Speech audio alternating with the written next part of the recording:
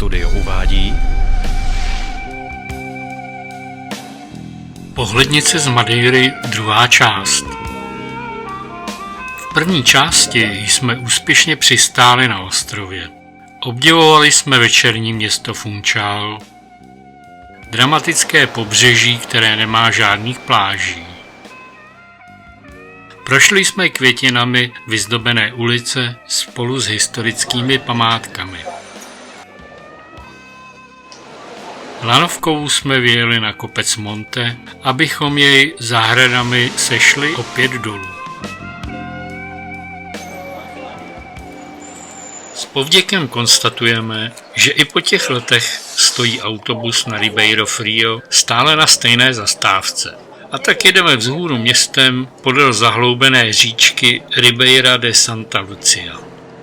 Zdá se, že se blíží vrcholky kopců a kdysi tu byl les.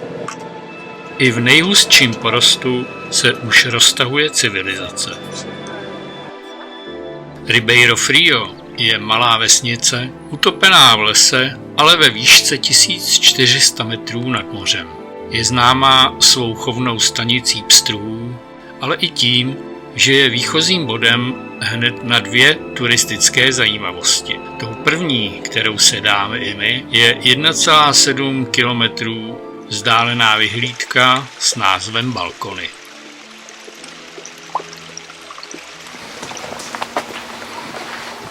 Široká a pohodlná cesta nás dovede do skalní soutěsky.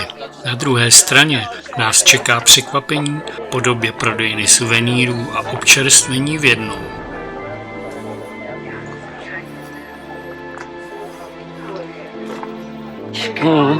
Se vypracovali.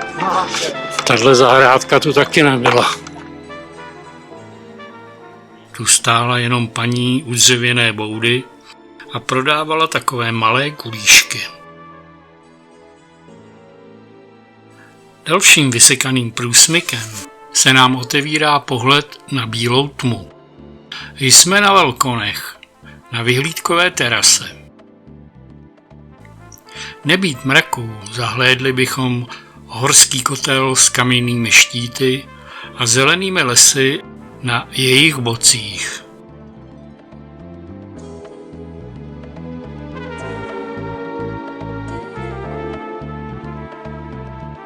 Jsme opět v Ribeiro Frio. Odtud se vydáme podél Levády do Furado, do asi 15 km vzdálené vesnice Portel. Levádu napájí vodou místní říčka Ribeiro Frio. Samozřejmě, Leváda také sbírá vodu ze skal po celé své délce toku. Začátek cesty podle Levády je opět nezvykle široký a upravený. Čím jsme ale dál od vesnice, cesta se zužuje a vypadá v té divoké přírodě více strašidelněji.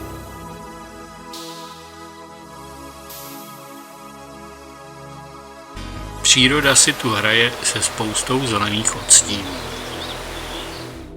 Na Madeiře je podle různých údajů od 2000 do 5000 kilometrů levád.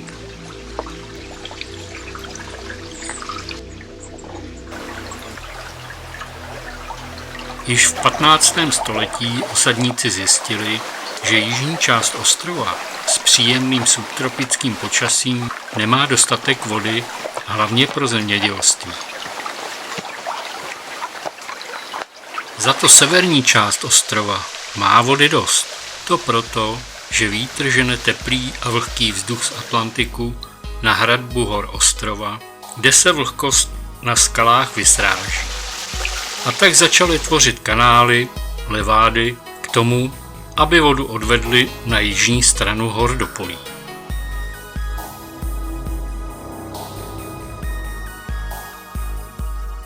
Původní levády byly sekány do skalnatých úbočí, často nepřístupných hor, a protože musí být i nějak udržovány, musela kolem nich vzniknout i cestička. Najednou, kde se vzal, tu se vzal, vynořil se údržbář levády. Kanály jsou vytvořeny s minimálním spádem a tak částečně suplují i funkci vodojemu. Přibližně v půlce cesty se ocitáme na soutoku dvou levád kamenného můstku přes roklinu se žebrajícími pěnkavami. Slunce rozehnalo mraky a tak se nám občas otevírají i výhlídky na protější svahy. Prudký ohyb levády doplňuje jezírko. Dříve se tu pracně obcházelo po břehu levády, ale nyní je již cesta upravena a tak se dá jezírko pohodlně obejít. Po soutoku je již leváda výrazně hlubší a je to proto, aby se snížilo odpařování vody. Dřeva už se propadly. Dřeva už nejsou.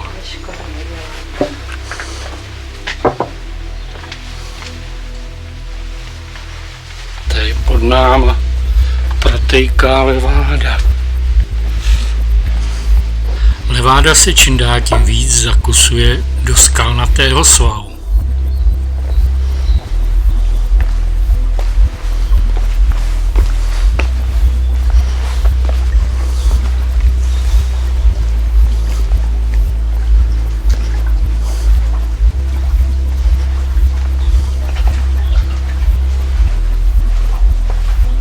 V moři zeleně najednou vidím jinou barvu.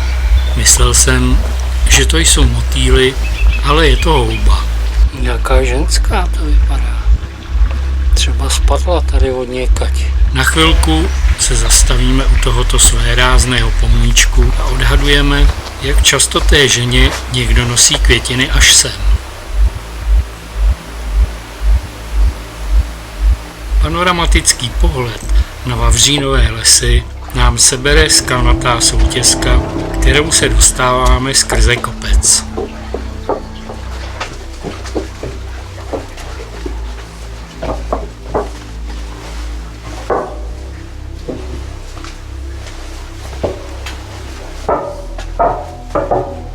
Tady je mlha na druhé straně. Úzká cesta podél levády je vyšperkovaná tunely a strmými několika setmetrovými svahy pod pěšinou. Některé se hravě zdolávají jen v hlubokém předklonu nebo po čtyřech. A protože jdeme bez helmy, je občas nutné střežit i vlastní hlavu.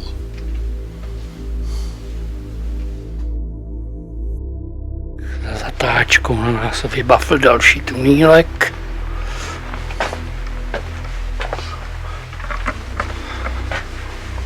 Tmavej.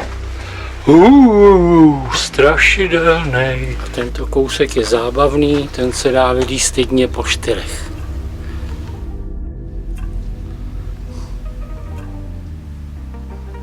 Výšlap podél levády do Fůro končí.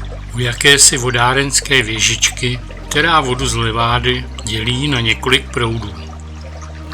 Zde musíme levádu opustit a spolehnout se pouze na turistickou značku, která říká, že do Portely jsou to necelé 3 kilometry.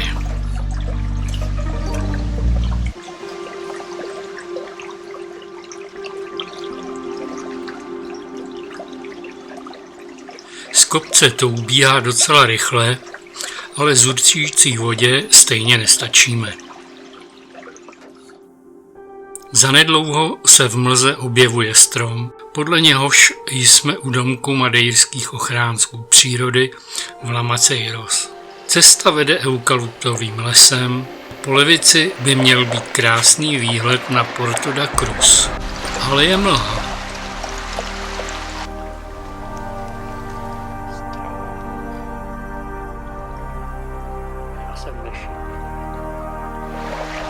Za chvíli jsme v Portele.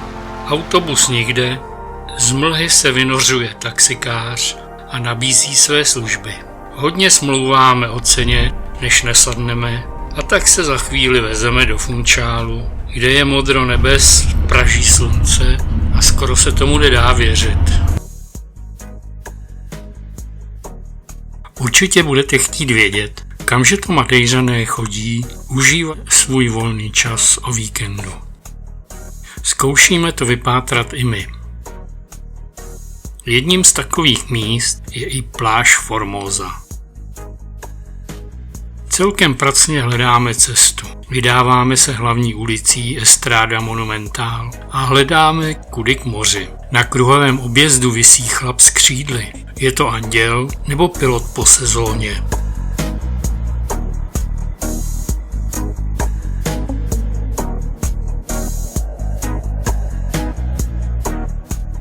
Konečně jsme dole a první, co nám padne do oka, je bagr. Urovnávající písek o zrnitosti tenisových míčků do jakési roviny.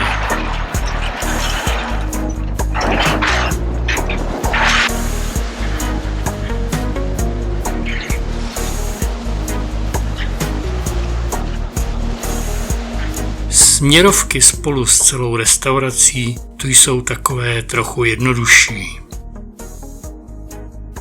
U druhé hospůdky zřejmě záchranáři řeší zařízení jejich vyhlídkové kanceláře. Pláž Formosa končí jakousi malou, leč silně rozeklanou stolovou hůrkou. Její stranu, přivrácenou k moři, obsazují rybáři. Konec pláže ohraničují kamenné útesy, často ošetřené ocelovými sítěmi.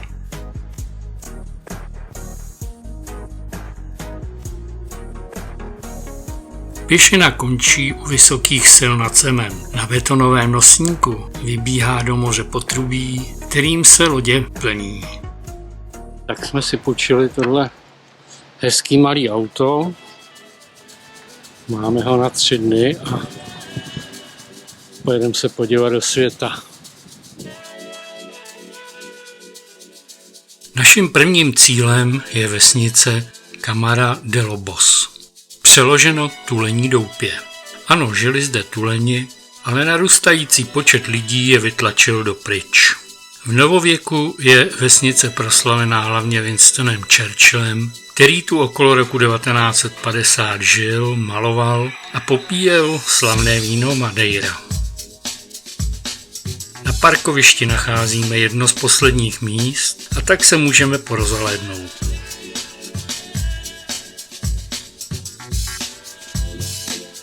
Zátoka je plná barevných člunů a tak umí potěšit oko turisty.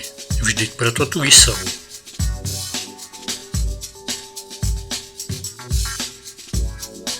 Kdysi honosná restaurace, kde Churchill pobýval, je v dezolátním stavu a navíc zamčená. Ta už asi nikoho nepřiláká.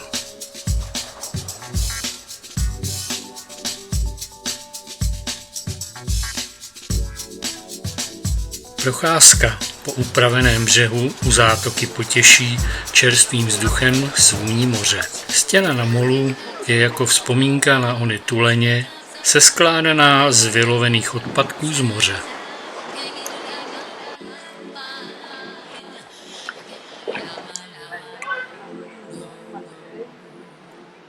Po pohledech z nábřeží projdeme pár přilehlých ulic, abychom trochu nahlédli, jak se tu vlastně v domcích rozvěšených ve svahu kolem zátoky bydlí.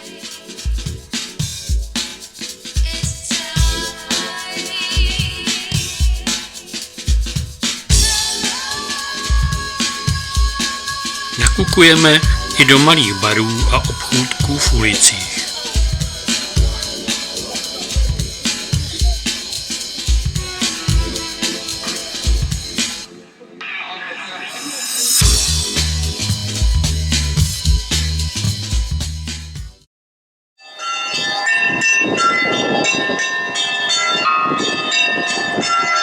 Kostel svatého Sebastiána se sice zvenku opravuje, ale uvnitř je funkční. A přestože je neděle a po ulicích posedává spousta dětků, kostel je prázdný.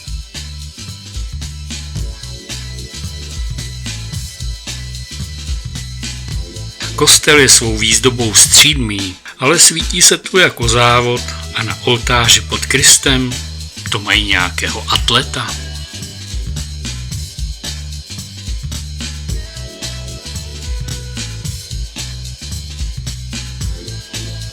Chlapi tu mají k řešení jiné záležitosti. Tady pamatujeme, že ze země tryskaly vodotrysky. No nádhera. Už tu není nic. Za to radnici tu zde mají svítící novotou.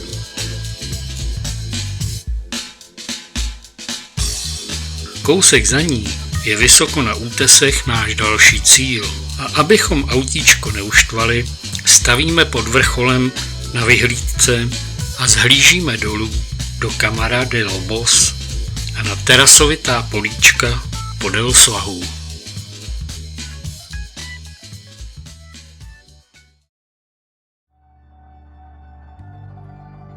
Cabo Girao nemůže chybět na naší cestě za poznáním.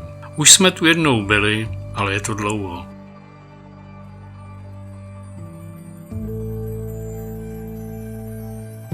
Stála tu dřevěná terasa se zábradlím. Nyní nám nevyráží dech jen pohled dolů, ale i ta konstrukce z oceli a skla, která tu vyrostla.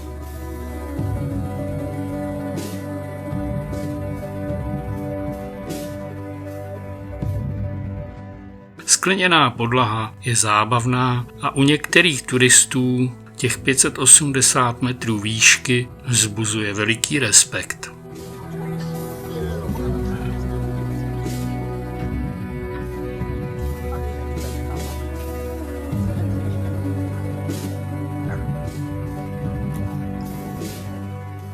Velkým zklamáním je pro nás ten obchodní dům na suvenýry. Calheta bývala dříve významným centrem v pěstování cukrové třtiny. Zachovala se tu jediná palírna Fabrica de Aguardente. Nám ale učaroval pohled na pláž s pauzičkou na kávu a poslech šumícího příboje. Maják u vesnice Ponta do Pargo je nejzápadnějším útesem ostrova Madeira. U nám známé hospůdky marně hledáme občerstvení. Je totiž zavřená. Od přilehlého parkoviště vede cesta k majáku. Je nepříjemně chladný vítr. Maják je stále funkční a spadá pod správu portugalského námořnictva. Byl vybudován roku 1922 a údajně je vidět do vzdálenosti 26 námořních mil, což je přibližně 47 kilometrů. Kdo ví, zda hospůdka nezavřela kvůli tomu, že se teď dá tunelem dojet přímo až k majáku.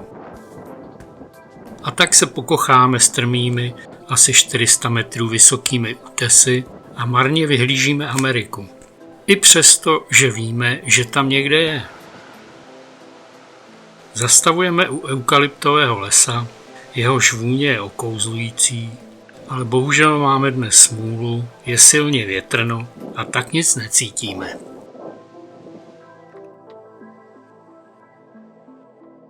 Opouštíme západní špici ostrova a míříme k severu. Achadas da Cruz je na útesu velmi zajímavá lanovka. Nás ale víc zajímá přilehlý bufítek, kde jsme si kdysi dávali škeble s česnekovým chlebem. Lanovka i bufet jsou jaksi modernější, ale nabídka je ku podivu stejná. Objednávám škeble a zatímco je Fatima drhne ve dřezu, popíjíme pivo a kocháme se zelenými útesy. Nakonec jí teda prozradíme, že opakujeme 15 let starou situaci a ona je z toho dojatá. Tak se spolu fotíme a slibujeme si, že zase za 15 let. Dali jsme si škeble, jak se to jmenuje, lapas, tamhle po 15 letech. It is in Czech language. Czech, oh.